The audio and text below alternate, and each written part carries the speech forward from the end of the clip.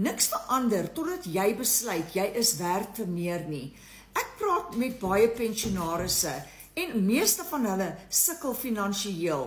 Hulle pensioenfondse bly dieselfde, maar die kostes gaan elke maand op. Hoe kan 'n mens nie stres, want jy weet nie hoe lank jou pensioen moet hou nie. Wel, ek moet een van die dae aftree, maar my pensioengelde is nie genoeg nie. Daarom het ek gesoek vir 'n manier om geld aanlyn te verdien. Ek het hierdie program gevind wat beginnersvriendelik is, wat jou stap vir stap wys wat om te doen. Jy het net 'n selfoon en wifi nodig.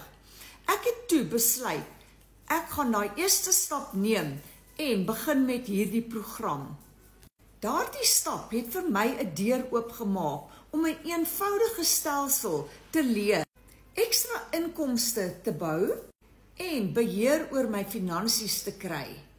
Ek is besig om my pensioenfondse aan te vul sonder spanning of enige verwarring. Ek het ook 'n tweede inkomste wat ek in my eie tyd kan bou. Ek het weer selfvertroue en trots. Verandering gebeur nie net deur te hoop nie. Dit gebeur wanneer jy besluit jy is werd vir meer.